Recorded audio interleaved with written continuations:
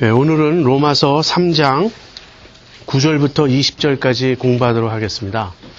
제가 첫날 여러분에게 나눠드린 그 로마서 총론에서 제가 로마서의 그 개요, 아웃라인을 말씀드렸는데, 3장 20절까지로, 처음에 그 한 단원이 끝난다고 말할 수 있어요. 1장 1절부터 17절이 서론이었다면, 1장 18절부터 본론이 시작되는데, 그 1장 18절부터 시작되는 얘기가 일단락 지어지는 곳이 3장 20절이에요. 이 부분에 전체 제목을 붙인다면 죄의 실상입니다. 인간이 어떻게 하나님 앞에서 죄인인가, 이 문제를 바울은 먼저 1장 18절에서 32절까지는 이방인들의 죄의 실상을 폭로함으로써 다루고, 그 다음 2장 1절부터 16절까지는 유대인과 이방인의 특별한 구별 없이 도덕주의자들, 높은 도덕적 기준을 가지고 살고 또 그것으로 남을 판단하지만 실상은 자신들도 같은 일을 행하는 그런 사람들에 대해서 바울이 논합니다. 그리고 2장 17절부터 3장 8절까지는 유대인들의 실상과 또 하나님의 택함받은 백성으로서 그들의 특권이 무엇인지 바울이 논했어요. 이제 3장 9절부터 20절은 그 1장 18절부터 시작되는 그 바울의 그 첫 번째 논증의 결론 부분입니다. 그래서 결국은 온 인류가 다 죄 아래 있다 하는 이 사실을 이제 바울이 결론 내립니다. 저는 이 본문을 읽을 때 그런 생각이 들어요. 이미 앞에서도 그랬지만 특히 이 마지막 9절부터 20절까지의 본문은 영적 엑스레이 같다 하는 생각이 들어요. 이 본문의 말씀이 우리의 심령 상태가 어떤지를 마치 엑스레이가, 우리가 엑스레이 그 사진을 찍어보면 우리의 그 장기들, 이런 허파니 이런 것들이 다 이렇게 드러나지 않습니까? 그것처럼 우리의 내면의 실상이 그대로 이 말씀을 통해서 드러난다. 저는 그렇게 느껴요. 그래서 성경에서도 가장 중요한 본문 중에 하나입니다. 그래서 여러분이 이 본문을 공부하시면서 그냥 막연히 성경 말씀이니까 하고 듣지만 마시고요. 정말 이 말씀이 과연 그러한가 한번 따져보세요. 그리고 인류 전반에 대한 묘사인데 여러분이 생각할 때 이것이 인간에 대한 바른 묘사인지 바른 진단인지도 생각해 보시지만 특별히 여러분 자신에게는 어떤지 그것을 한번 적용해 보세요. 그냥 막연한 세상에는 착한 사람도 있지 않은가, 세상에는 선한 사람도 있지 않은가, 이렇게 막연한 대상을 염두에 두고 얘기할 게 아니라 나는 어떤가, 이 말씀에 비춰서 나는 과연 어떤가, 이 점을 한번 심각하게 생각해 보시기를 바랍니다. 본문을 좀 나눠서 구분한다면 9절 한 절을 먼저 띄어서 이 본문의 서론으로 삼을 수 있습니다. 여기서 바울은 유대인이나 헬라인이나 다 죄 아래 있다, 이렇게 선언을 해요. 이것이 사실은 결론이죠. 그리고 10절부터 18절까지는 왜 그런가, 왜 유대인이나 헬라인이나 다 죄 아래 있는가 하는 그 구체적인 이유들, 구체적인 죄의 실상을 다시 한번 밝히고요. 그 다음 마지막 19절, 20절은 다시 한번 9절에서 했던 얘기, 그 온 인류가 죄 아래 있다는 그 결론을 반복합니다. 그런데 이제 10절부터 18절도 크게 세 부분으로 나눌 수 있어요. 사실은 이제 두 부분으로 나눌 수 있는데 10절, 11절, 12절은 이제 그 죄의 보편성 문제를 다룹니다. 모든 사람이 죄인이라는 그 점을 다루고요. 그 다음에 13절부터 17절은 이제 앞에 두 절은 인간의 죄의 실상 중에 언어의 타락을, 그 다음에 뒤에 세 절은 행위의 타락을 각각 논합니다. 그래서 10절에서 12절 앞부분에서는 의인은 없고 하나도 없고 모두가 죄인이다, 이런 원론을 밝히고요. 그 다음에 13절부터 17절까지에서는 그 구체적으로 그 죄가 어떻게 드러나는지를 논합니다. 그런 대강의 아웃라인을 염두에 두시면서 이제 우리 한 절씩 살펴보도록 하겠습니다. 먼저 9절 같이 보겠습니다. 그러면 어떠하뇨? 우리는 나으뇨? 결코 아니라 유대인이나 헬라인이나 다 죄 아래 있다고 우리가 이미 선언하였느니라. 여기서 우리는 어떠하뇨? 라고 말할 때 우리는 바울이 자기 자신을 포함한 유대인을 말하는 것이에요. 그러니까 지금까지 2장 17절부터 3장 8절까지 유대인에 대해서 얘기해 왔는데 다시 한번 또 유대인에 대해서 거론합니다. 그러나 그 중간에 3장 1절부터 8절까지는 유대인의 타락상의 문제라기보다는 유대인에게 주어졌던 특권, 특별히 그 유대인의 나음은 무엇이뇨 하면서 유대인이 하나님의 말씀을 맡았다는 그 사실을 언급했기 때문에 사실은 그건 격가지였어요. 3장 1절부터 8절은 격가지였고 3장 9절에서 다시 유대인 문제로 되돌아온다 이렇게 말할 수 있습니다. 그런데 되돌아오되 이제는 유대인만을 거론하는 게 아니라 이제 유대인을 포함해서 모든 인류의 문제를 종합적으로 이제 말하기 시작합니다. 그러나 어쨌든 9절에서 우리는 나으뇨 이렇게 말할 때는 자신을 포함한 유대인들이에요. 유대인들이 하나님의 말씀을 맡았죠. 그것은 굉장한 특권입니다. 그러나 믿지 않았어요. 그 하나님의 말씀을 맡았는데 그 하나님의 말씀이 율법을 가리킨다면 순종하지 않았고 구원의 약속을 가리킨다면 그리스도를 믿지 않음으로써 결국 말씀의 효력이 없어진 거죠. 그들에게. 그래서 그런 얘기를 한 다음에 다시 이제 유대인 문제로 돌아온 거예요. 근데 우리는 나으뇨 그렇게 스스로 묻고 스스로 대답하기를 결코 아니라 유대인도 조금도 더 나은 입장에 있지 않다 이렇게 말합니다. 그러면서 유대인이나 헬라인이나 다 죄 아래 있다고 우리가 이미 선언하였느니라. 여기 유대인이나 헬라인이나 하는 이 말은 바울이 온 인류를 가리킬 때 종종 사용하는 표현이라고 말씀드렸죠. 헬라인이라는 말은 이방인을 뜻합니다. 이방인의 대표로서의 헬라인이에요. 그러니까 유대인이나 이방인이나 다 죄 아래 있다는 것이죠. 그래서 이방인은 이미 1장 18절에서 마지막 절까지 논했고 그 다음에 유대인은 그 뒤에 이어서 논했습니다. 결론은 전부 다 죄인이라는 거였죠. 근데 여기 죄 아래 있다고 선언하였느니라 이렇게 말하죠. 이 죄 아래 있다는 표현이 이제 중요합니다. 이 죄 아래 있다는 표현은 단순히 모든 인류는 죄인이다 하는 그런 차원을 좀 넘어섭니다. 이 아래라는 표현, 영어로 under죠. under sin입니다. 죄 아래 있다.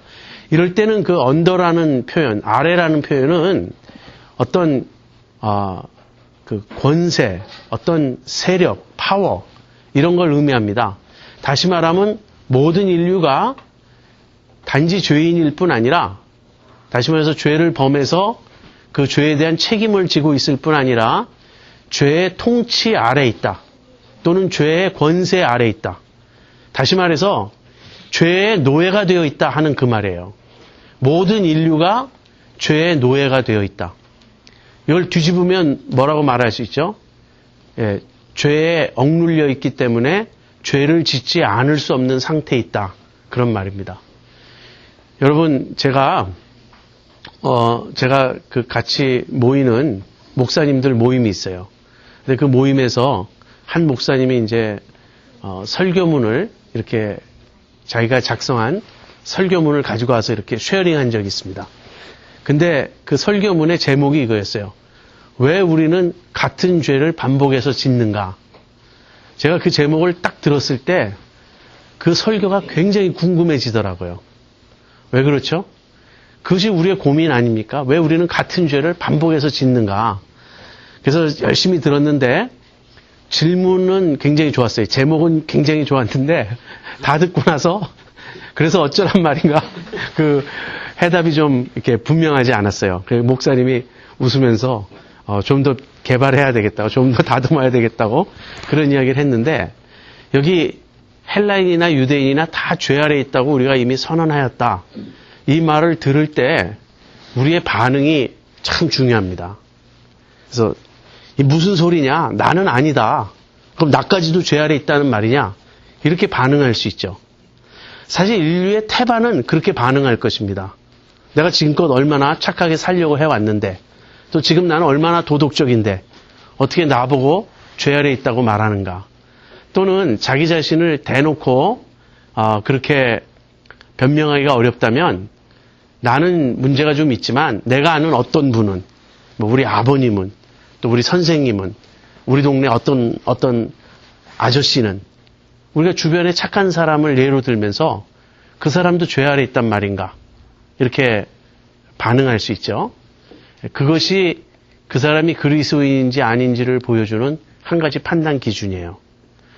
제가 종종 하는 말이지만 그리스도인들도 문제가 참 많습니다. 절대 그리스도인이라고 해서 비그리스도인들보다 뭐 훨씬 낫다, 그런 얘기는 아니에요. 그런데 제가 관찰한 바로는 진짜 그리스도인인 사람과 그렇지 않은 비기독교인이나 또는 교회는 다니지만 아직 그리스도인이라고 말할 수 없는 사람들의 차이점이 하나 있어요. 그 차이점은 뭐냐면 죄에 대한 태도예요. 진정한 그리스도인들은 죄의 문제가 나올 때 가슴 깊이 통감합니다. 그래서 내가 죄인이라는 걸 인정해요. 그리고 죄에 대해서 가슴 아파하고 하나님 앞에서 내가 죄인이라는 걸 절대 부인하지 못합니다. 근데 죄에 대한 감각이 무딘 사람이 있어요. 내가 완전하다는 것은 아니죠. 내가 선하다는 말은 아닙니다. 그럼 내가 왜 죄인이죠? 이렇게 반응하는 사람들이 있습니다. 그런 사람들은 자신의 실상을 아직 하나님 앞에서 깨닫지 못한 것입니다. 그래서 우리가 다 죄 아래 있다, 이렇게 말할 때 그것이 성경의 교리니까, 우리가 성경 공부할 때 정답이니까가 아니고요. 그런 차원을 넘어서서 그게 지금 현재 나의 실존적인 고민이냐 하는 것이에요. 여러분, 그게 여러분의 진정한 고민입니까? 신앙생활하면서 제일 큰 고민이 뭐죠? 왜 나는 성공하지 못하는가? 왜 나는 하나님의 복을 받아서 좀 잘 살지 못하는가? 이런 게 여러분의 고민입니까? 그런 게 여러분의 고민이라면 여러분 크리스찬이 아직 아닌 거예요. 신앙생활에서 제일 큰 고민은 왜 나는 하나님의 뜻대로 살고 싶어 하는데 그 일이 잘 안 되는가 하는 여기에 있다는 거예요. 우리가 죄 아래 있다는 이 말을 들을 때 뭔가 이게 나의 전곡을 찔렀다. 내 심장에 아주 그 한가운데를 뚫고 들어오는, 그냥 내 폐부를 찌르는 그러한 말씀이라는 자각이 우리에게 있어야 된다는 거예요. 과연 그러한가? 이제 바울이 뒤를 이어서 어떻게 설명하는지 살펴보도록 하겠습니다. 바울은 유대인이나 헬라인이나 다 죄 아래 있다고 우리가 이미 선언하였느니라. 이 말을 하면서 바울은 자기 자신을 이미 포함시키고 있어요. 나 역시 마찬가지다. 내가 속한 유대인들 역시 마찬가지다. 지금 그 말을 했습니다. 그리고 나서 이제 10절부터 죄의 실상을 다시 한번 폭로하기 시작합니다. 이미 위에서 다 폭로한 내용이에요. 근데 이것을 정리하는 겁니다. 근데 바울의 방법은 이런 것이에요. 여기 10절부터 18절까지의 내용은 전부 구약에서 인용한 것입니다. 바울이 자기 말로 그냥 내가 관찰한 바에 의하면 이렇더라, 이렇더라, 이렇더라. 또는 당대 스토아 철학자니 아니면 또 다른 어떤 헬라 철학자들의 글을 인용하면서 그 현자들의 말에 의하면 인간은 이렇더라, 이런 말을 하는 게 아니에요. 지금 자신의 체험도 아니고 어떤 철학자나 지혜자들의 의견도 아니에요. 하나님의 말씀을 들어서 이 자신의 논점을 지금 전개해 가고 있습니다. 근데 그렇다면 이 하나님의 말씀을 누가 받아들이죠? 유대인들이 받아들이죠. 구약 성경은 유대인들이 받아들이죠. 그러니까 얼핏 보면, 겉으로 보면 유대인들이 1차적인 대상이에요. 근데 유대인들만 말하는 것은 아니에요. 바울이 뒤에 가서 이제 19절 보면 유대인들에게 말하면서 결론은 온 인류에게 적용합니다. 그래서 여기에는 이런 의미가 담겨 있어요. 유대인을 대표로 삼는 거예요. 만약에 유대인들이 이 구약 성경에 나오는 이 지적처럼, 구약 성경에 나오는 묘사처럼 정말 죄인이요 악인인 것이 드러난다면, 그러니까 하물며라는 그런 논법입니다. 인류의 베스트라고 말할 수 있는 유대인들이 그러하다면 모든 인류가 다 그렇다고 당연히 말할 수 있지 않겠느냐 하는 것이에요. 그러면서 바울은 이 말씀을 구약의 여러 군데서 인용합니다. 먼저 10절부터 12절까지는요. 시편 14편 1절에서 3절을 인용한 거예요. 거기 보면은 어리석은 자는 그 마음에 이르기를 하나님이 없다 하도다. 그렇게 시작되죠. 똑같은 내용이 시편 53편에도 나옵니다. 그래서 여기 10절부터 12절은 시편 14편 또는 53편의 앞부분을 인용한 것인데 특별히 10절 한 절만 놓고 말한다면 전도서 7장 20절에 비슷한 내용이 나와요. 그러니까 무슨 말이냐면 구약의 곳곳에 같은 가르침, 비슷한 가르침들이 산재해 있다는 것이에요. 그 다음에 13절, 14절은요. 특별히 인류의 그 죄악상 가운데 이 혀로 짓는 죄, 입으로 짓는 죄, 언어의 죄를 다루고 있는데 그 부분은 시편 5편 9절이고요. 그러니까 13절은 시편 5편 9절이고 14절은 시편 10절, 시편 7절. 좀 말이 좀 이상한데 시편 10편 7절. 그 다음에 15절에서 17절은 이사야 59장 7절에서 8절, 마지막으로 18절은 시편 36편 1절을 인용한 것입니다. 그래서 바울이 이렇게 시편에서, 전도서에서, 이사야에서 여러 군데서 이렇게 인용한 것은 무엇을 보여주냐면 성경 전체가, 그 당시의 성경은 구약 성경이니까 구약 성경 전체가 증거하는 바다. 이제 이런 뜻이 거기 담겨 있는 것입니다. 자, 그러면 하나씩 살펴보죠. 10절부터 12절입니다. 기록한 바 의인은 없나니 하나도 없으며 깨닫는 자도 없고 하나님을 찾는 자도 없고 다 치우쳐 한 가지로 무익하게 되고 선을 행하는 자는 없나니 하나도 없도다. 여러분 10절에서 12절을 보시면 어떤 단어들이 반복해서 나오죠? 하나도 없다, 다 이런 표현.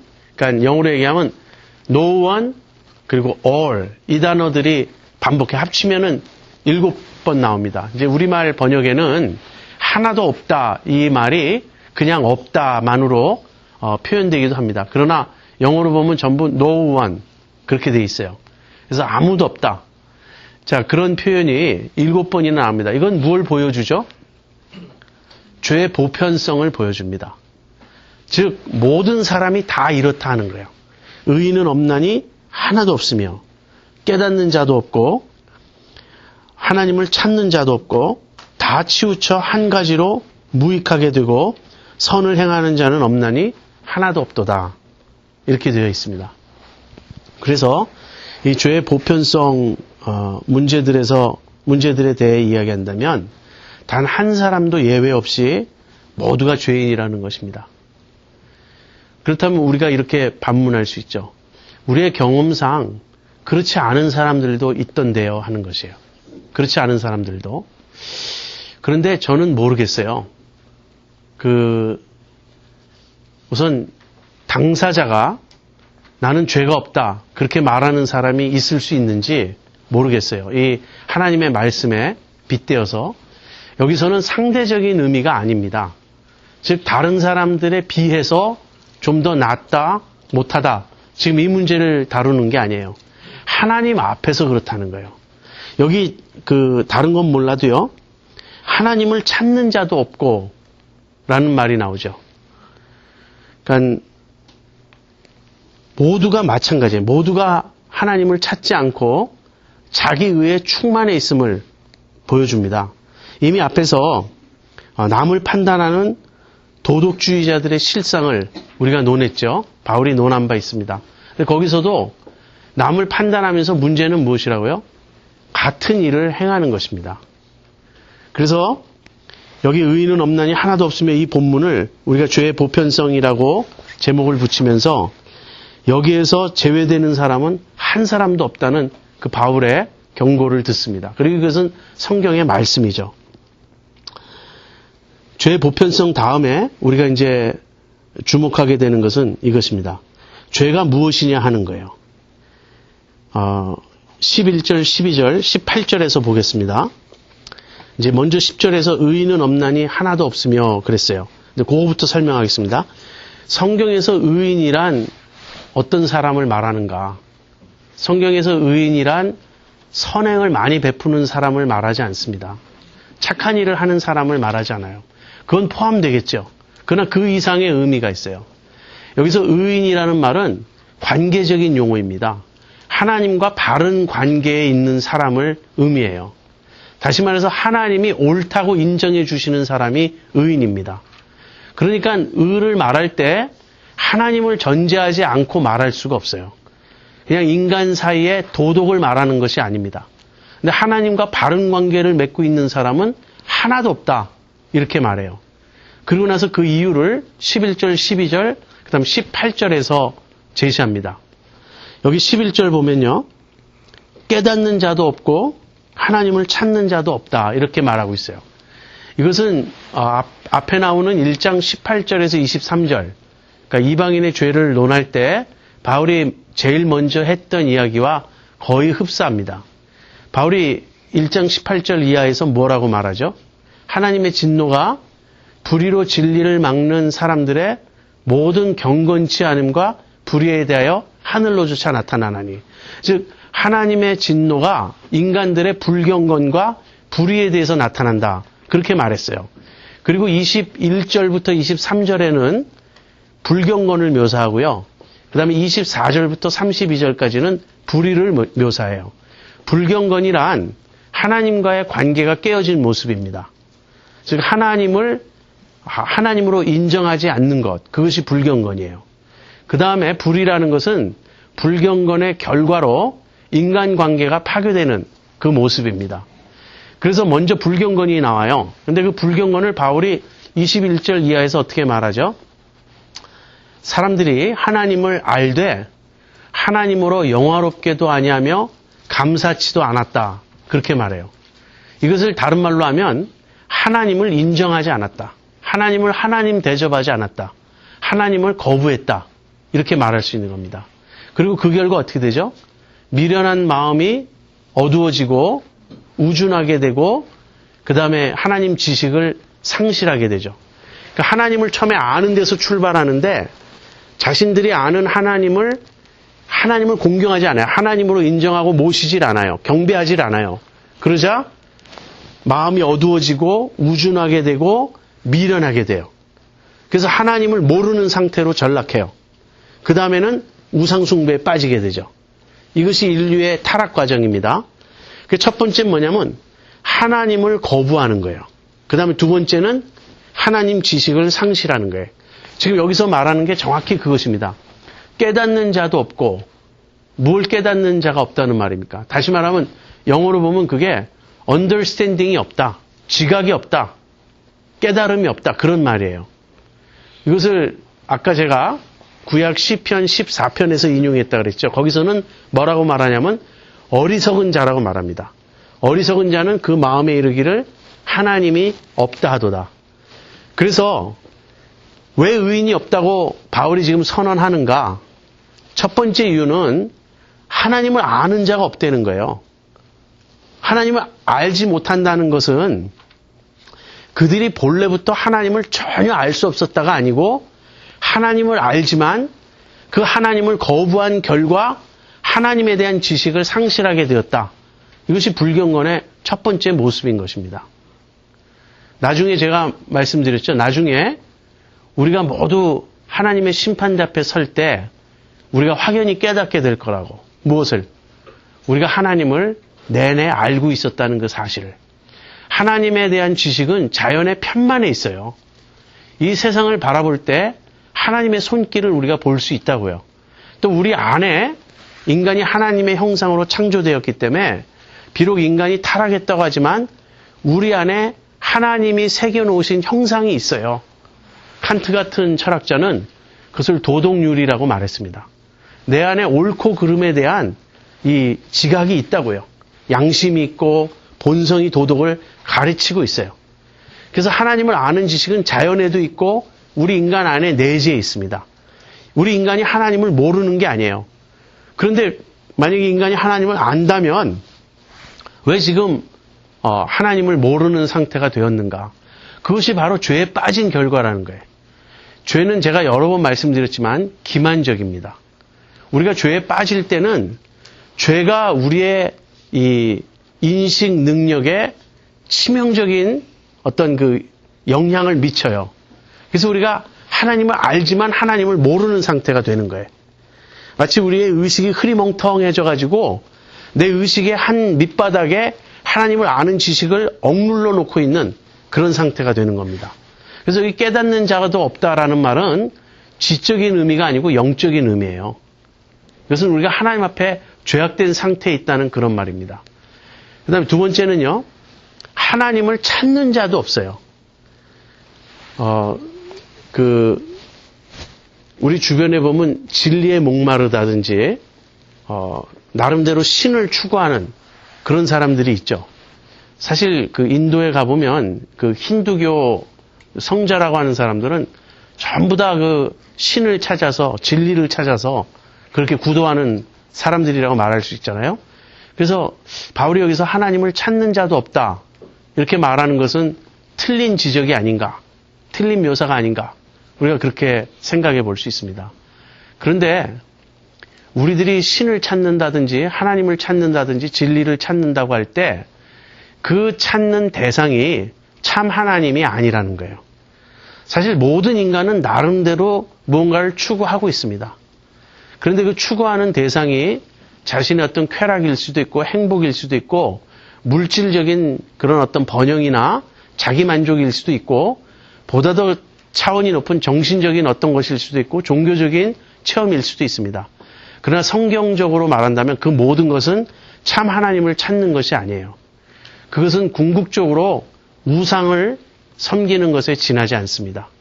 이제 나중에 더 드러나겠지만 인간의 심성 가장 깊은 곳에는 거기에는 딱 하나의 존재밖에 들어갈 수 없는 마음의 중심이 있어요. 그 중심에 누가 있느냐가 문제입니다. 모든 인간의 중심에는 자아가 있습니다. 우리가 겉으로 착한 일을 행하지 않는다는 게 아니에요. 우리가 행하는 착한 일, 선한 일, 그 어떤 고상한 일도 그 자아로부터 자유롭지 않다는 거예요. 우리는 남을 위해서 착한 일을 하지만 항상 동시에 그것이 자기를 추구하는 또 하나의 방편인 것이에요. 인간은 자기중심성으로부터 벗어날 수가 없습니다. 그래서 신학자 폴 틸리라는 사람이 있어요. 이 사람은 현대 신학자고 이 보수 기독교 입장에서는 받아들이기 굉장히 힘든 주장을 많이 했던 사람이에요. 근데 폴 틸리가 그 믿음을 어떻게 정의하냐면 궁극적 관심이다, 그렇게 정의를 했습니다.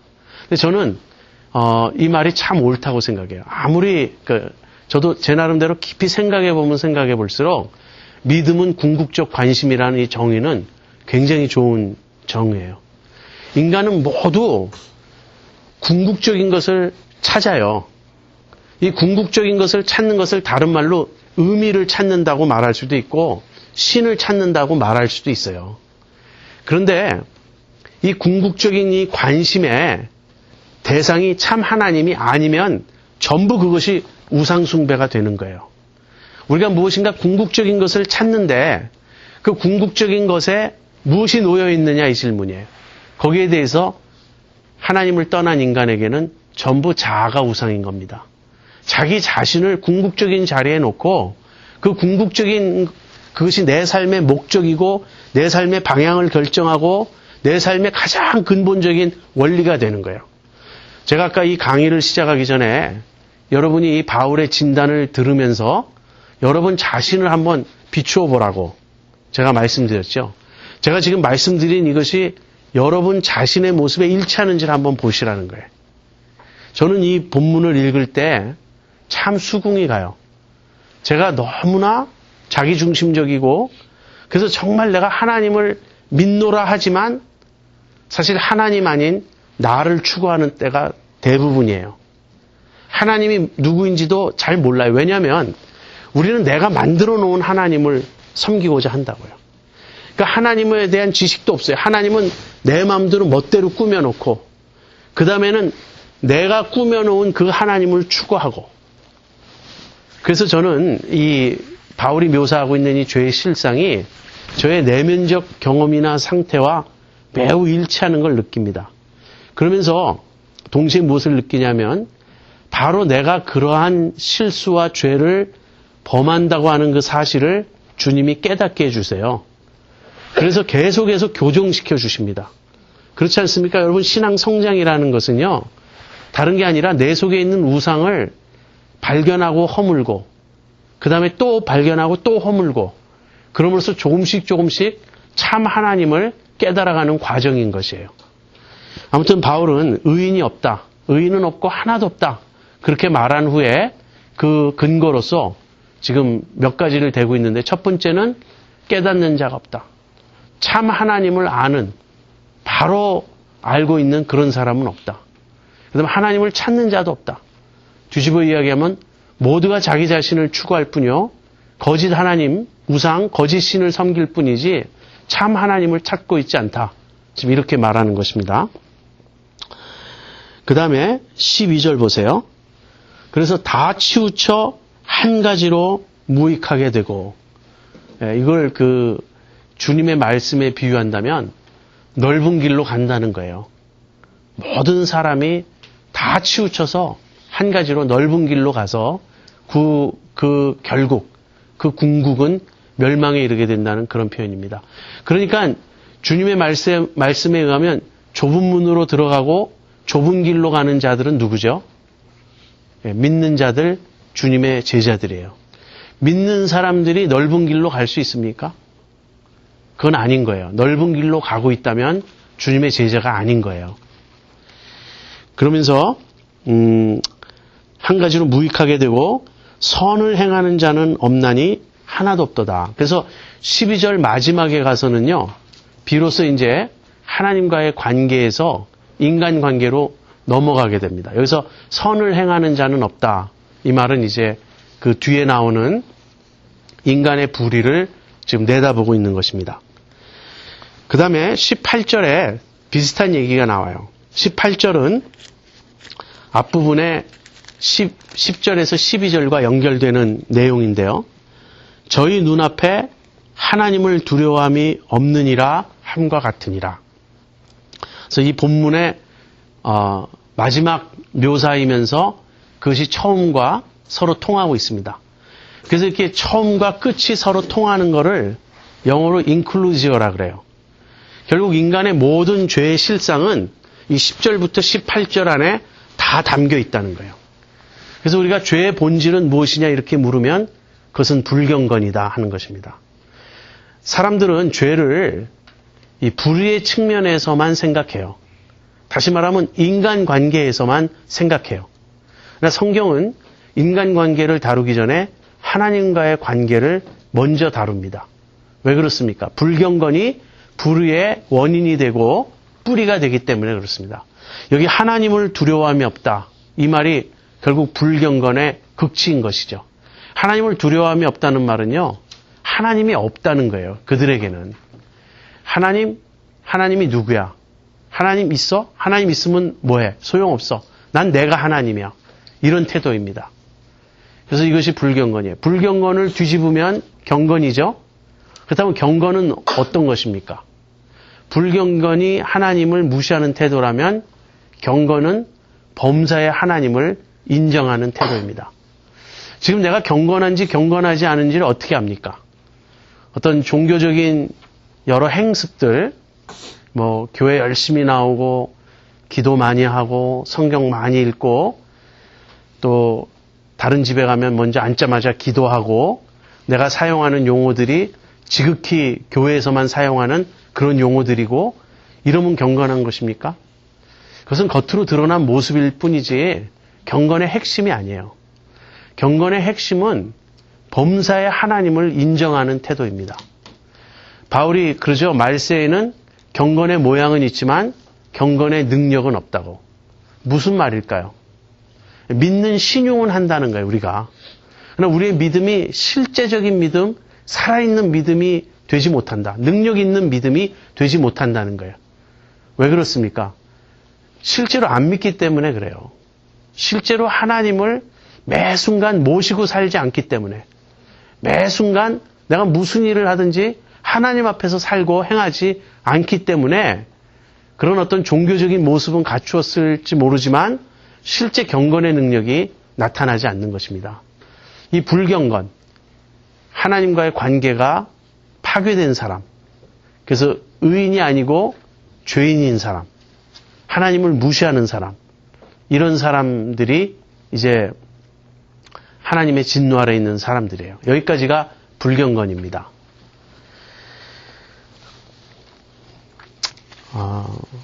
그 다음에 그 뒤를 이어서 이제 13절부터 17절까지 그 불의에 대해서 이제 쭉 이야기를 할 텐데요. 거기 12절 마지막 부분에 선을 행하는 자가 없다. 이미 그 서론격인 말이 나왔기 때문에 이제 죄를 여기서 좀 전체적으로 정의하고 그리고 넘어가겠습니다. 죄란 무엇인가? 이렇게 그 질문을 한다면 죄는 하나님의 뜻에 반대되는 모든 것이에요.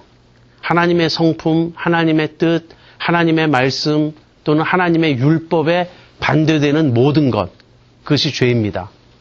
그런데 그 안에서 그러니까 하나님의 뜻에 반대되는 모든 것이라는 총체적인 의미 안에서 크게 둘로 나누면 불경건과 불의라고 말할 수 있죠.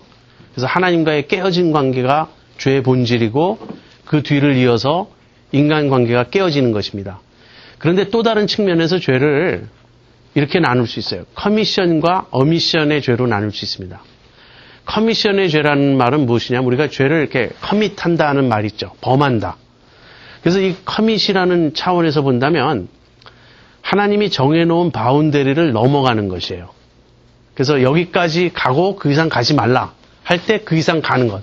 다시 말하면 하지 말라고 하는 것을 하는 것이 죄입니다. 우리는 커미션의 죄에는 익숙해요. 예를 들면 선악과를 따먹지 말라고 했을 때 선악과를 따먹는 거죠. 십계명도 보면은 전부 그 바운더리가 쳐져 있죠. 그래서 살인하지 말라, 간음하지 말라, 도적질하지 말라, 거짓 증거하지 말라, 내 이웃의 모든 것을 탐내지 말라. 그래서 전부 you shall not 이렇게 돼 있어요. 영어로 you shall not 하지 말라. 근데 이것을 하면 어떻게 되죠? 하면 죄가 되는 거예요. 그래서 이걸 커미션의 죄라 그럽니다. 범하는 죄예요. 그런데 여기 선을 행하는 자가 없다. 이렇게 말하는 것으로 봐 단순히 죄는 커미션 사이드만 있는 게 아니고요. 하라고 하신 것을 하지 않는 것도 포함된다는 거예요. 그게 어미션입니다. 하나님께서 하지 말라고 한 것을 하는 것도 죄이지만 그보다 더 적극적으로 죄를 논한다면 하나님께서 하라고 하신 것을 하지 않는 것, 그것이 죄예요. 여러분, 그 이웃과 나와의 관계에 중립적인 상태가 있을까요? 우린 그렇게 생각해요. 즉 내가 이웃에게 선도 행하지 않고 악도 행하지 않으면 그게 중립적인 상태라고 생각해요. 그리고 그 사람도 나에게 해도 끼치지 않고 뭐 유익도 끼치지 않고. 그래서 우리가 서로 존재하는데 뭐 이웃하고 사는데 서로에게 구체적으로 도움 준 것도 없지만 서로를 기분 나쁘게 방해하거나 해를 끼친 일이 없어요. 그러니까 우리가 생각할 때 그런 상태가 중립 상태고 그것이 자연스러운 상태예요. 근데 거기다가 이제 내가 이웃에게 선을 베풀기 시작하면 플러스가 되는 것이고 이웃에게 악을 행하기 시작하면 마이너스가 된다고 우리는 생각하기 쉽습니다. 이것이 우리 속에 있는 공평의식이에요.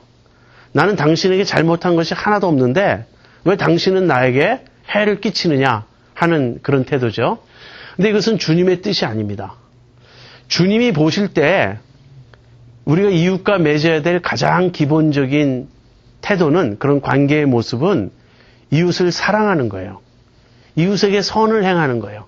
이웃을 내 자신처럼 사랑하는 것. 그것이 주님이 원하시는 디폴트 모드입니다. 우리가 생각하는 디폴트 모드는 선도 행하지 않고 악도 행하지 않고 이 중립 상태에 있는 것이라고 생각해요. 그러나 그것은 기독교적인 관점이 아니에요. 성경적인 관점에서는 내 옆에 이웃이 있다면 그는 나와 무관한 자가 아니고 그는 내가 사랑을 베풀고 돌보아야 할 자예요. 그렇기 때문에 우리 그리스도인이 가져야 될 마땅한 태도는 무엇이냐면 내가 내 이웃을 사랑하지 않으면 지금 내가 하나님 뜻대로 사는 것이 아니에요. 우리가 이웃에게 선도 행하지 않고 악도 행하지 않고 중립 상태에 있으면 나는 하나님께 칭찬받을 것도 별로 없겠지만 야단 맞을 것도 없다. 이렇게 생각한다면 이것은 죄를 커미션의 죄 쪽만 생각하고 있는 것이라고요. 사실은 적극적으로 보면 언제나 죄는 어미션에서 시작이 됩니다.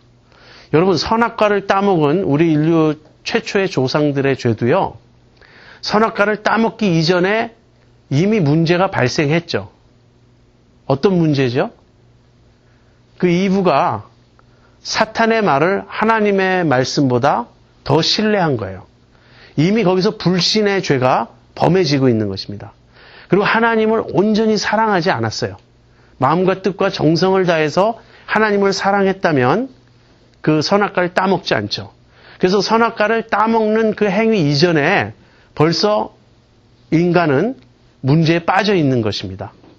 그러니까 우리가 모든 죄가 그래. 우리가 예수님처럼 온전한 하나님의 형상이 회복되어서 예수님처럼 온전한 삶을 살게 된다면 그때 드러날 모습은 무엇이냐면 하나님을 전 존재를 다해서 사랑하고 이웃을 내 자신처럼 사랑하게 되는 그러한 상태예요. 그것이 주님이 원하시는 모습이고 그렇게 주님의 뜻에 온전히 일치하는 상태를 의라고 말하는 것입니다. 그리고 그 의에서 조금이라도 어긋나는 것을 성경은 불의라고 말하는 것이에요. 그래서 죄가 무엇인가 이렇게 묻는다면 신학적인 죄에 대한 정의는 이것입니다. 하나님의 뜻, 하나님의 성품에 어긋나는 모든 것이에요.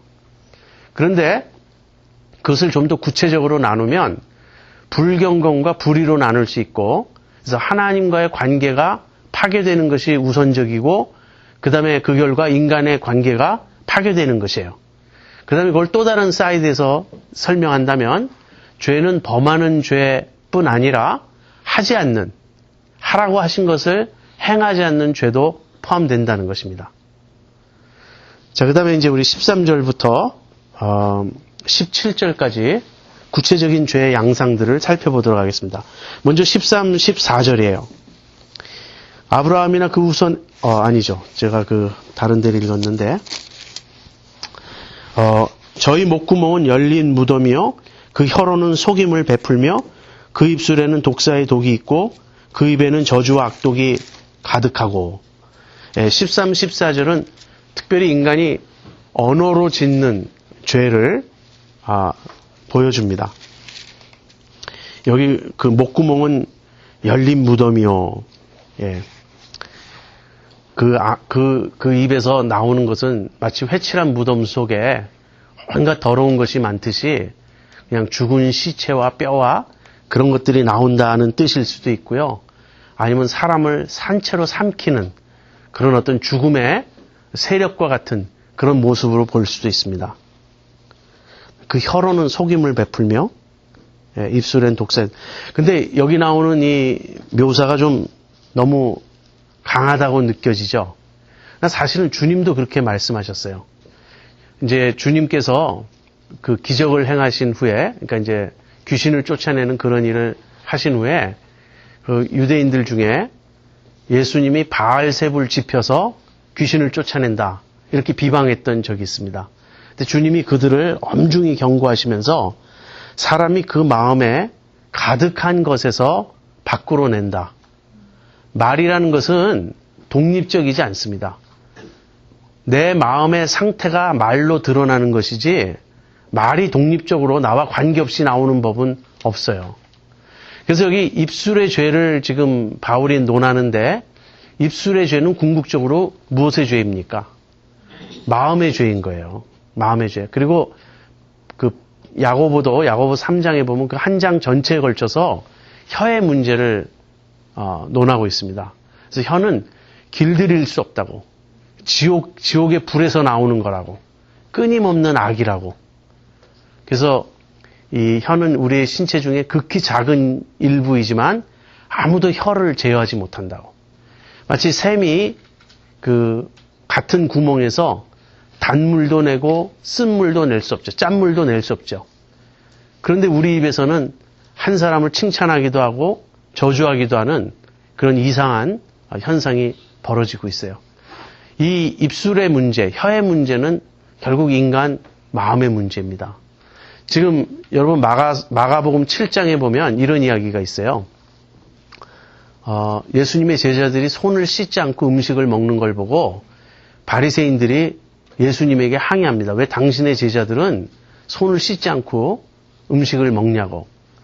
그 당시 유대인들은 정결 규례를 목숨처럼 지켰습니다. 그래서 시장이나 이렇게 사람이 많은 곳에 갔다 오면 자기도 모르는 사이에 부정한 접촉이 있었을 거예요. 그 중에는 직업상 예를 들어서 이 부정한 짐승들을 만져야 되는 그런 사람들이 있었다면 그런 사람들과 몸이 닿기만 해도 내가 부정 타는 거예요. 그러니까 그 부정을 씻기 위해서 시장에서 돌아오면 반드시 손을 씻었습니다. 근데 이 손을 씻는다는 거는 요즘에 이제 그 신종 플루가 유행하니까 집에 들어오면 반드시 손 씻어라. 그것과 달라요. 우리가 손을 씻는 건 위생적인 문제죠. 근데 유대인들은 정결 규례적인 의미에서 손을 씻었어요. 그래서 물을 요 손가락이 끝에서부터 흘러서 요걸 뭐라 그러죠?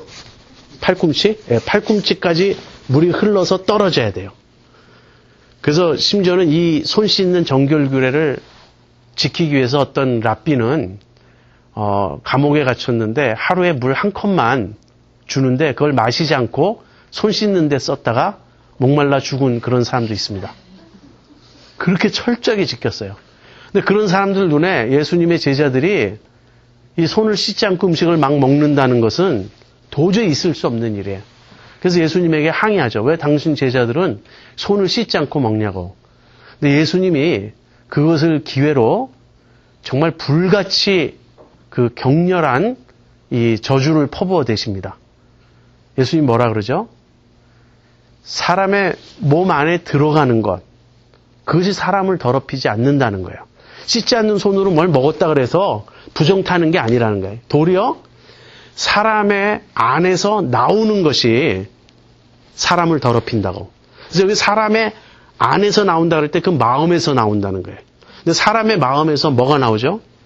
온갖 악독과 음란과 사기와 미움과 모든 그 죄가 사람의 마음에서 나온다는 거예요.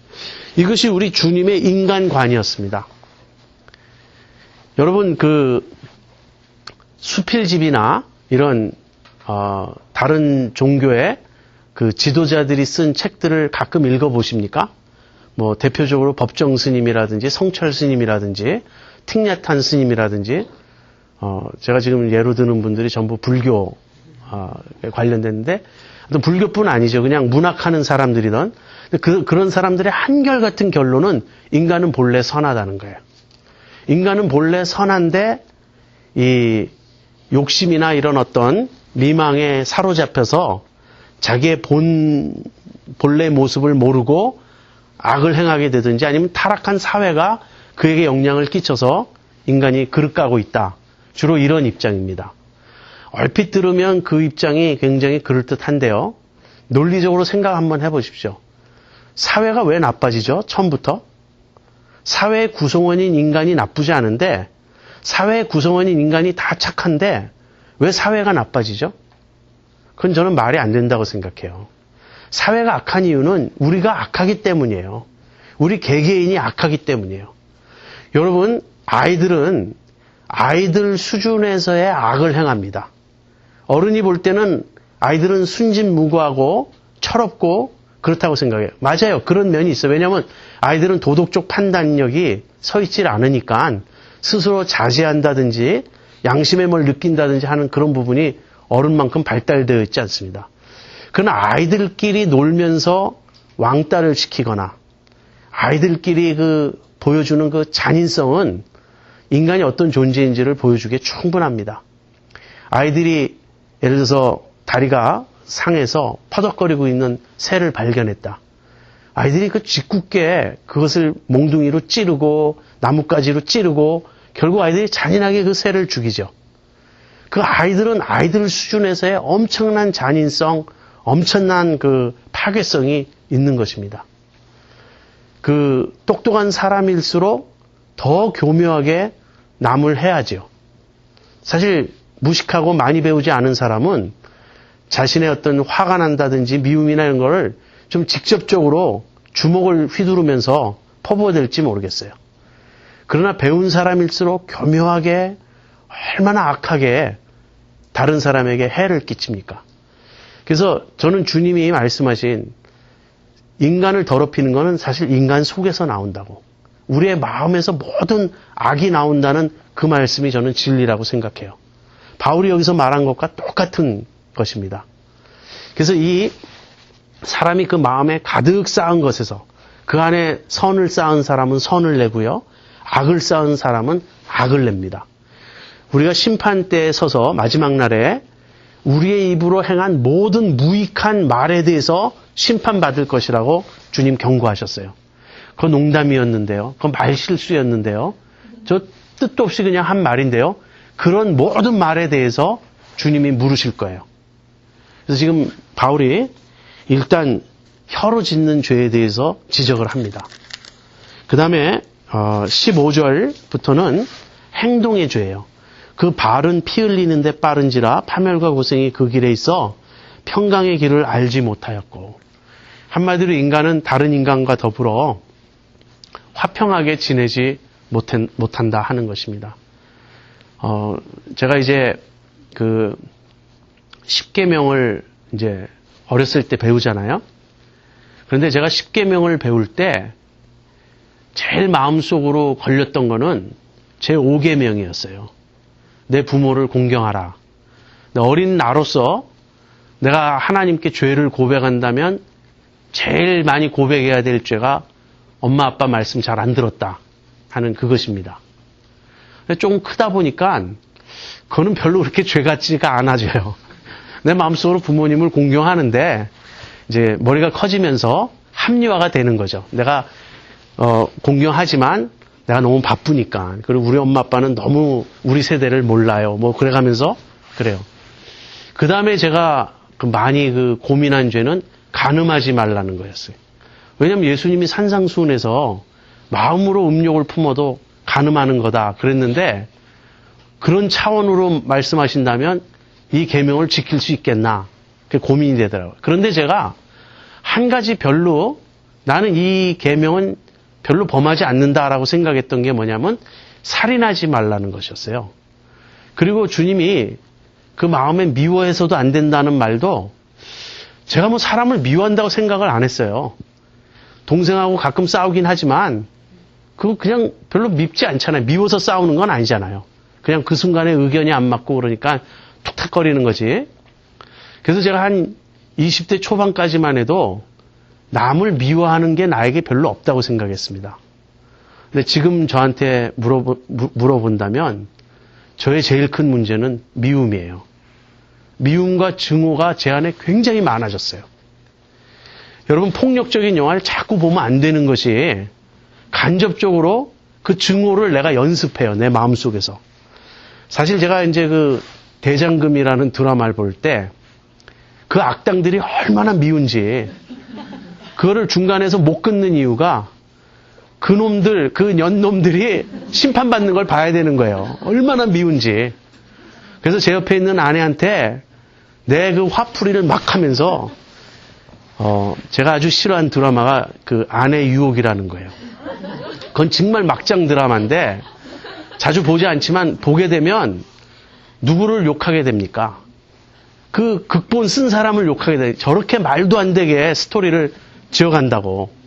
근데 제가 말씀드린 요지는 무엇이냐면 세상에 그렇게 꼴보기 싫은 사람이 많은 거예요. 인종차별주의자들.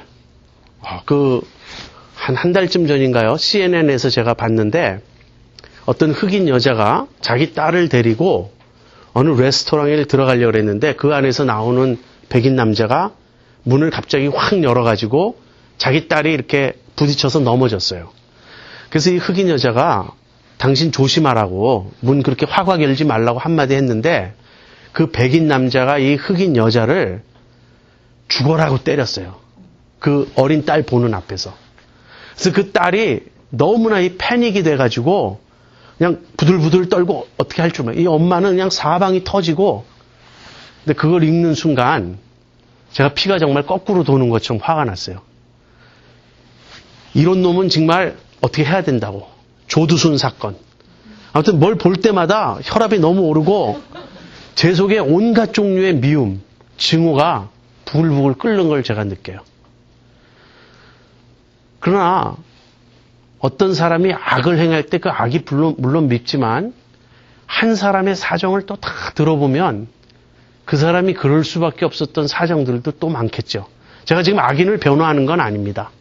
정말 나쁜 사람들도 많아요. 그렇지만 그 사람이 그 배경을 다 보면 참 인간이란 정말 악할 뿐 아니라 약해요. 인간은 그런 존재예요. 문제는 뭐냐면 내 속에 있는 이 증오, 내 속에 있는 이 미움, 내 속에 있는 이 사리가 문제인 거예요. 인간은 평화를 알지 못합니다. 여러분, 이제 듣고 보니까 김현애 목사가 저런 사람이었구나. 저렇게 저 마음속에 미워하고 남을 심판하고 정죄하는 마음이 꽉 찼구나. 그러신다면 여러분은 안 그러냐 저는 반문해보고 싶어요. 우리가 다 그렇죠. 우리는 작은 권리 하나도 침해당하면 흥분해요. 우리는 그 조그만 그 모욕도 참지 못해요. 인간은 평화의 길을 알지 못합니다. 우리 입에서 남을 저주하지 않는다고요? 사실 뒤에서 남 험담하는 게 다 남을 저주하는 거예요. 여기 지금 묘사된 게 조금도 과장이 아니라고요. 이 모든 궁극적인 원인은 무엇이죠? 하나님을 두려움이 없어서 그래요. 불경건이 근본 원인이고 이 모든 불의가 우리 인간의 실상인 거예요. 저는 이렇게 말씀드릴 수 있습니다. 사람마다 차이가 있다고.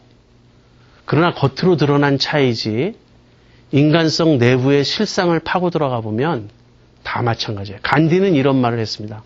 한 사람에게 가능한 것은 모든 사람에게 가능하다. 그것은 악의 측면에 있어서도 그렇고 선의 측면에 있어서도 그럴 거예요. 사실 환경이나 모든 것이 바로 주어질 때 인간은 지금보다 훨씬 나아질 수도 있습니다. 그러나 동시에 인간은 나락으로 떨어질 수도 있어요.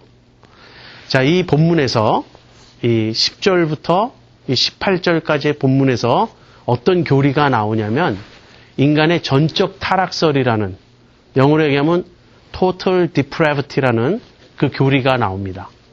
이것은 이제 칼빈주의의 아주 중요한 교리 중 하나입니다. 인간은 전적으로 타락했다. 그런데 이것을 오해하는 사람들이 있습니다. 이 전적 타락설을 오해하는데 어떻게 오해하냐면 인간은 그 이상 타락할 수 없을 만큼 타락한 존재다라고 오해하는 거예요. 전적 타락설은 그런 뜻이 아닙니다. 전적 타락설은 타락의 심도, 타락이 얼마나 깊은가를 말하는 게 아니고요. 타락의 범위, 즉 인간의 모든 부분이 다 죄의 영향을 받고 있다라는 그런 가르침입니다. 지금 여기에 10절부터 12절까지는 뭘 보여주죠? 인간의 어떤 의지적인 측면을 보여줘요. 인간의 내면이 어떻게 오리엔테이션 되어 있냐면 하나님을 부인하고 하나님을 거부하고 하나님을 두려워하지 않고 하나님을 거슬러 가려고 하는 그런 어떤 엔티-갓 그런 심텀을 보여줘요. 신드롬을 보여줘요. 의지적인 측면에서의 타락입니다. 그런가 하면 언어의 타락, 그리고 언어의 타락은 더 깊이 들어가 보면 인간의 이 하트의 문제, 인간의 근본 심성의 문제고요. 그 다음에 인간의 행동의 문제. 그렇죠. 그래서 인간은 동기도 잘못되어 있고, 그 다음에 목적도 잘못되어 있고, 또 인간은 감정도 순수하지가 않습니다. 여러분도 잘 아실 거예요. 누군가를 동정해서 눈물을 흘립니다. 그러나 그 눈물이 얼마나 깊이가 없는 눈물입니까? 눈물을 흘려서 당신도 그럼 좀 도와줄 수 있겠습니까? 그러면 도와주는 건 또 별개라고요. 내가 눈물은 흘렸지만 도와주려고 하면 내게 당장 끼쳐질 손해와 부담이 있으니까 우리는 눈물은 흘렸어도 그에 따라가지 않습니다. 그렇게 우리는 재고, 그 다음에 견제하고 전부 그렇죠. 그 J.I. 패커라고 하는 이 신학자는 그래서 이 motivational driving force가 트위스트 됐다고 말해요. 그러니까 인간의 가장 근본 밑바닥에 동기적인 차원에서 우리의 동기에 있어서 이 근본적으로 이 삐뚤어진 그런 성향이 죄다, 원죄를 그렇게 정의했습니다. 죄란 무엇인가? 죄란 겉으로 드러난 어떤 것이 아니고요. 인간의 가장 근본적인 밑바닥 차원에서 이 동기, 모티베이셔널 차원에서 우리의 그 드라이빙 포스가 트위스트 된 거라는 거예요. 이 말에 여러분 동의하지 않습니까? 아까 제가 궁극적 관심이라는 그 믿음의 정의에서 무엇이 나의 궁극적 관심이 되고 있느냐 그 대상이 하나님이 아닌 자아라고 제가 지적한 것과 같은 내용입니다. 아무튼 인간은 그의 생각, 감정, 의지 또 그의 선택 그런 모든 인간의 그 측면에 죄의 영향을 받고 있습니다. 그래서 인간이 행한 가장 뛰어난 선행이라 할지라도 그것은 죄의 영향 하에 있다는 것이에요. 그래서 total depravity, 전적 타락서를 인간은 그 이상 타락할 수 없을 정도로 타락했다로 말하면 잘못이고요. 거꾸로 인간의 어느 부분도 죄의 영향을 받지 않은 부분이 없으며 따라서 인간의 그 어떠한 선도 하나님이 원하시는 기준에 도달하지 못한다가 이 전적 타락설의 의미예요. 한마디로 인간은 죄인이라는 것입니다. 아까 죄의 보편성을 얘기했죠. 그리고 여기서 전적 타락을 얘기하죠. 그렇다면 이 둘을 합치면 모든 인간이 그 각 인간의 모든 부분에 다 죄의 영향을 받고 있다. 다 죄인이다 하는 것입니다. 그래서 이제 결론을 19절 20절에서 바울이 내립니다. 우리가 알거니와 무릇 율법이 말하는 바는 율법 아래 있는 자들에게 말하는 것이니 이는 모든 입을 막고 온 세상으로 하나님의 심판 아래 있게 하려 함이니라. 예, 앞부분은 유대인에 대한 이야기죠. 무릇 율법이 말하는 바는 율법 아래 있는 자들에게 말하는 것이니 율법 아래 있는 자들은 유대인들이죠. 그래서 바울이 지금까지 내가 그 구약을 인용해서 이 죄의 실상을 폭로한 것은 유대인들에 대한 것인데 그러면서 그 뒷문장은 이 죄의 문제를 온 인류에게로 확대시켜요. 이는 모든 입을 막고 온 세상으로 하나님의 심판 아래 있게 하려 함이니라. 이게 바울의 결론입니다. 온 인류가 하나님의 법정 앞에 법정에 서 있습니다. 하나님의 심판대 앞에 서 있습니다. 근데 그때 온 인류의 모습이 어떠냐? 자기 입을 막는다는 거예요. 할 말이 없습니다. 변명할 말이 없습니다. 핑곗거리가 없습니다. 내가 달리 드릴 말씀이 없습니다. 다시 말하면 모든 인류가 하나님 앞에 죄인입니다. 죄인으로 드러나고 있는 것입니다. 하는 거예요. 그러므로 율법의 행위로 그의 앞에 의롭다 하심을 얻을 육체가 없나니 율법으로는 죄를 깨달음이니라. 여기서 율법은 유대인에게는 물론 율법이고요. 이방인에게는 선과 악을 스스로 깨달을 수 있는 그 어떤 본성, 그 다음에 양심, 그런 걸 다 가리킵니다.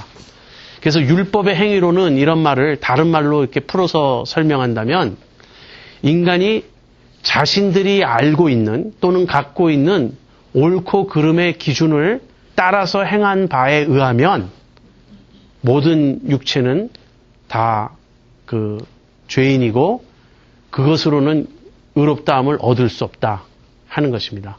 그러면서 바울이 율법의 목적은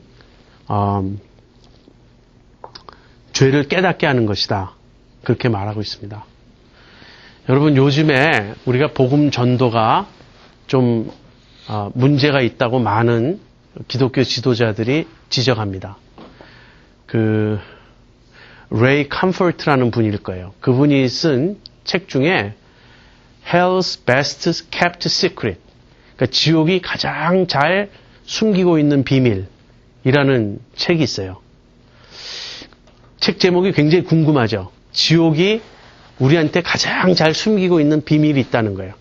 그래서 제가 또 그 책을 사서 읽어봤죠. 그랬더니 그게 뭔지 아십니까?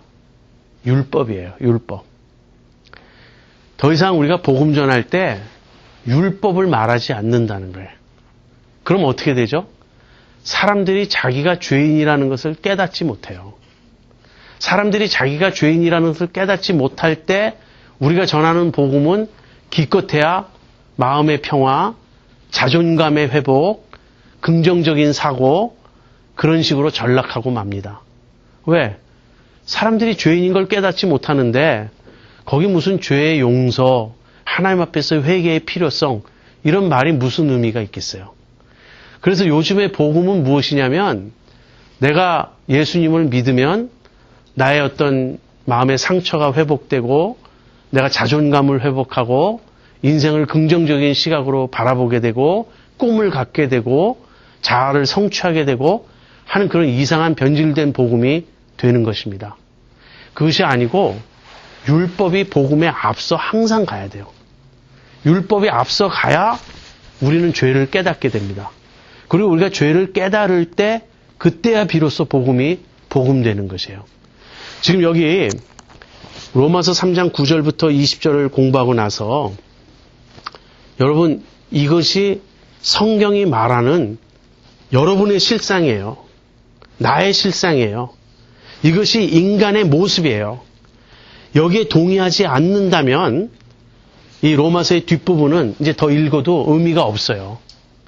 왜냐하면 이 뒷부분은 율법에 의하여 철저히 정죄당한 사람, 율법을 깨닫자 자기가 하나님 앞에서 죽을 수밖에 없는 죄인이라는 것, 하나님의 진노 아래 있는 자라는 것, 그래서 완전히 절망할 수밖에 없는 그런 상태에 있다는 것, 그것을 깨달아야 이제 이 뒤에 나오는 이 말씀이 복음이 되고 구원의 길이 되는 것입니다. 어떤 사람들은 교리가 중요하지 않다고 생각해요. 그러한 이유 중에 하나는 요즘에 영성 운동이 유행이 되기 때문에 그렇습니다. 영성이라고 말하면 뭔가 자기 개선, 자기 개발을 의미하는 것 같아요. 내가 영적으로 수련하고 그 수련의 내용이 침묵, 금식, 고독, 기도 또는 묵상, 이런 것이든 아니면 참선이든 무엇이든 그런 식의 수련을 통해서 내가 내 내면 상태를 정화하고 나의 어떤 정신을 맑게 하고 내 영을 이렇게 잘 다스리고 그렇게 해서 그것이 마음 수련법이 되었던 무엇이 되었던 그런 걸 통해서 내가 개선되는 어떤 것 그런 거에 사람들은 굉장히 관심을 느끼고 흥미를 느낍니다. 근데 교리는 무엇이죠? 벌써 말부터가 딱딱하잖아요. 전적 타락설, 죄의 보편성, 모든 인간은 죄인이라든지 이 제정신으로 이 바울이 쓴 이 부분을 읽어보면 얼마나 인간에 대해서 아주 지독한 묘사를 하고 있습니까? 그래서 혐오감이 일어나야 마땅해요. 로이드 존스 목사님이 어느 날 설교를 하고 나오시는데 귀부인 몇이 불평을 하는 거예요. 아니 저 사람은 마치 우리가 죄인인 것처럼 얘기하고 있다고. 당연한 거 아닙니까? 우리가 죄인인 것을 얘기하는 거예요, 설교가. 근데 우리가 죄인인 것처럼 얘기한다는 그 사실에 분노한다는 그 모습은 무엇이죠? 그 사람이 아직도 크리스찬이 아니라는 거예요. 여러분이 이 본문을 읽고 나서 목사님, 이거 내 얘기입니다. 바울이 어떻게 나를 이렇게 속속들이 알고 있죠? 이렇게 여러분이 반응하지 않는다면 여러분은 아직 그리스도인이 아닌 거예요. 어떤 형제와 함께 이 성경 공부를 할 때 아까 제가 이야기한 마가복음 7장에 예수님이 사람의 속에서 나오는 것, 그것이 사람을 더럽게 한다 그러면서 인간의 모든 악한 마음 상태를 쭉 읽었어요. 그랬더니 그 형제가 하는 말이 저는 여기에 몇 개 덧붙여야 될 것 같은데요. 그렇게 반응했어요. 그게 성령의 깨우침으로 말미암아 우리가 자신의 실상을 보게 된 결과입니다. 여러분, 우리는 하나님의 심판대 앞에 가서 누구나 다 이 점을 알게 될 거예요. 그러나 그때는 너무 늦어요. 지금 알아야 됩니다. 우리가 기독교는 이제 우리가 농담할 때 그런 말 하죠. 굿뉴스와 배드뉴스가 있다고. 어느 걸 먼저 듣고 싶냐고. 기독교의 순서는 배드뉴스가 먼저입니다. 배드뉴스를 들어야 뒤에 나오는 뉴스가 굿뉴스가 되기 때문에. 이 배드뉴스는 뭐냐면요. 모든 인간은 죽는다. 그거는 우리가 다 알고 있죠. 죽음 뒤에는 반드시 심판이 있다. 그런데 우리는 심판대 앞에서 모두가 죄인이다. 고로 우리는 하나님의 진노를 지금도 받고 있고 앞으로 영원한 진노를 받게 될 것이다. 이게 배드 뉴스예요. 죽으면 끝나면 얼마나 좋겠습니까? 또는 죽은 다음에 윤회가 있다면 세컨 찬스가 있지 않겠어요? 그런 거 아니에요. 죽은 후에는 한 번 죽는 것은 사람에게 정하신 것이요. 그 후에는 심판이 있으리니. 근데 심판이 어떻게 될 것인가? 죽어봐야 알지. 나는 그래도 괜찮을 거야. 여러분 막연히 상상할 필요 없습니다. 여기 바울이 다 말했어요. 이것이 우리의 실상이라고. 자, 오늘은 여기까지 이야기하는데요. 우리 중에 아직까지 이 점을 깨닫지 못한 분이 있다면 다음 주 오시기 전까지 정말 고민해 보세요. 정말 이 말씀을 묵상해 보세요.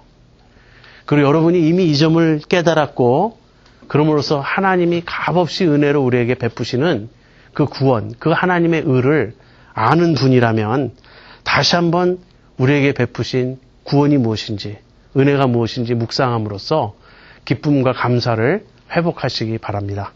기도하겠습니다.